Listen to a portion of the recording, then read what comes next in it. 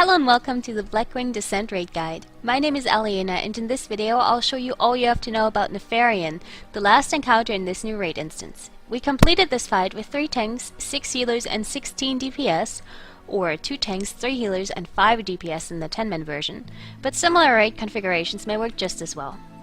Nef is a 3-phase encounter and probably the most challenging fight you'll find in this tier. In the first phase, you fight both Onyxia and Nefarian at the same time, while skeletons try to eat you. In the second phase, you're up against 3 chromatic prototypes while Nef annoys you from the air with his shadow bolts, and in the third phase you only fight Nef, but he kept his bone warriors from phase 1 around. The goal in phase 1 and 2 is to do as much damage to Nef as you possibly can while keeping your raid stable and without jeopardizing a wipe, while phase 3 is all about ad control. You want to aim to have Nef at about 75% health when phase 2 starts, and at about 65 to 55% health when phase 3 starts. Let's go over the different phases and abilities you'll have to deal with. When you first jump down into the arena, you'll only encounter Onyxia, who's been turned into a bit of a living bomb. As soon as you pull her, a little electrometer will pop up in your UI, illustrating her electric charge level.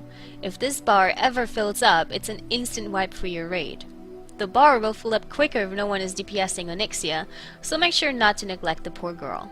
Your Onyxia tank should pull her to a far side of the room and have her face and tail away from the raid, as she has a cleave, a breath, and a tail lash. Your ranged raid members and healers should be positioned in the middle of the room. When Onyxia's sight starts sparkling, your tank must adjust her position so her tail faces the raid. This is because Onyxia is about to use electric discharge, which deals a ton of damage per second to anyone located to either side of her. Your raid might get tail lash during this, but it's a lot better in standing in electric discharge. Once pulled, a bunch of animated bone warriors will spawn around the room. These come with a twist. They each have 100 energy and will lose 2 energy per second. When their energy bar is completely drained, the skeletons will enter an inanimate state, and will only revive if touched by any of Nef's Shadow Flame abilities. In the 25-man version, you want to designate a tank to gather up all skeletons and kite them, but the kiter needs to avoid Nef's and Onyxia's breath abilities. Make sure to assist him by using abilities such as Frost Trap, Frost Nova, and other AoE slow and stun abilities. This is incredibly important. Whenever a skeleton lands a hit on a raid member, they gain a buff called Empower, which increases their damage and movement speed by 10% a stack. This buff can grow infinitely, so it's crucial that the skeletons land as little hits as possible on your raid. It's very easy to see when skeletons stack this buff up high, as they grow enormously large. If you're doing this in the 10-man version, it'll be 6 skeletons, and you can set up a crowd control chain for them in phase 1. Fear, Shackle, Repentance, and most other crowd control effects work just fine. Try to have all skeletons die in about the same area. This is important for phase 3. Approximately 30 seconds after engaging with Onyxia, Nefarian will land, and your second tank must pick him up and pull him to the opposite side of the room, away from Onyxia. If Nef and Onyxia are within 60 yards of each other, they gain a 100% attack speed buff. Obviously, you want to avoid that. Nef too has a cleave, a breath, and a tail lash, but no electric discharge, so there's no need to move him. Just make sure neither his face or tail is facing your raid. Once Nef is stabilized, you want to designate a DPS team to switch from Onyxia to Nef. Figuring the DPS split out is trial and error. You want to leave enough DPS on Onyxia so that she is close to death when Nef is about 75% health, give or take a few percent.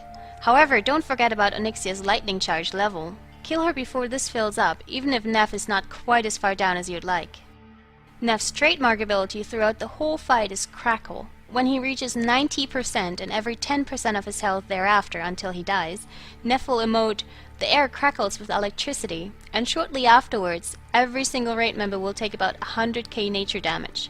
Since it happens every 10%, Crackle is predictable, and your raid needs to be completely stable before you push Nef's health past a threshold.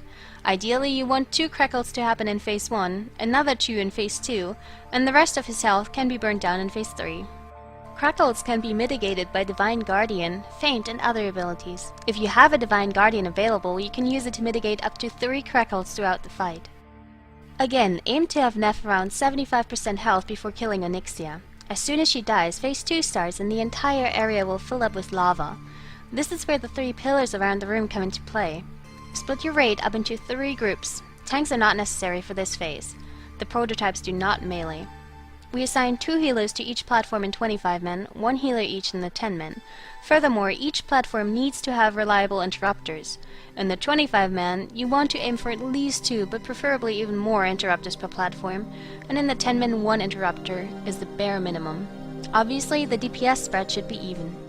As soon as Onyxia dies, everyone needs to run to their assigned pillar and wait for the lava to come up. A chromatic prototype will spawn on each pillar, and as soon as the lava reaches its maximum fill level, each raid member needs to hop onto their assigned pillar. Be quick with this, the lava deals increasing damage the longer you're in it. Also, as soon as the lava reaches its max level, each prototype will start casting Blast Nova, which is a relatively quick cast. Blast Nova needs to be interrupted at all costs, every single time it is cast. Letting even just one tick of it go off will easily cause a raid wipe. In the 10 men, prototypes will cast us roughly every 12 seconds, in the 25 men it's roughly every 6.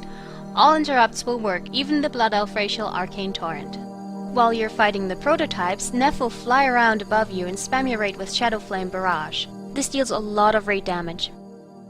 Phase 2 is easily the most healing intense phase of the whole fight, and healers need to closely monitor their mana. Light welds prove to be a big help for us. You should designate ranged DPS to concentrate on Nef in this phase to bring his health down another 10 to 20%. It's tough, but you want at least 1, better yet 2 crackles to happen to make phase 3 easier. In the 10 men, DPSing Nef in phase 2 is not absolutely required, but it does help. Coordinate cooldowns for phase 2 crackles and make sure each platform is stable before pushing Nef past the threshold. Phase 2 lasts for 3 minutes or until every prototype is dead, whichever happens first. Remember, keeping the raid stable is of utmost priority. If you cannot afford another crackle to go off without having people die, just push phase 3. Once it starts, Nef will land and your tank has to pick him up once more. Drag him to the very edge of the room and have your raid stack up to the side of him. Again, tail swipe, breath and cleave, you know the drill. Hopefully all the adds from phase 1 went inanimate in roughly the same spot, as Nef will shoot a Shadow Blaze missile at them right after phase 3 starts, and adds touched by this will revive with full energy and need to be picked up and kited by your tank. Shadow Blaze will also spawn pink fire that'll follow the nearest person, and if the adds are touched by this, they'll also reset their energy bar. The best way to deal with this is to have your tank watch Nefarian while kiting, and every time he shoots a Shadow Blaze missile at the skeletons, have him move them out of the way so they don't get hit by the initial missile, or the fire that'll start following your tank once the missile hits. The kiting should happen well away from Nefarian himself, and your tank should have 2 to 3 healers accompanying him. Ideally, the adds will not get hit by any Shadow Blaze and go inanimate after 50 seconds. Going inanimate will reset their buff, so they'll be a lot more manageable when Nef reanimates them. As the phase goes on, more and more fire will cover the room, and it will get tougher to keep the adds out of it. If they do touch it, their energy bar is reset to 100 and you have to deal with another 50 seconds of very angry large adds beating you up. This is why it's preferable to get Nef low before phase 3. If your tank dies, it's basically game over, and the shorter the phase, the less chance of that happening.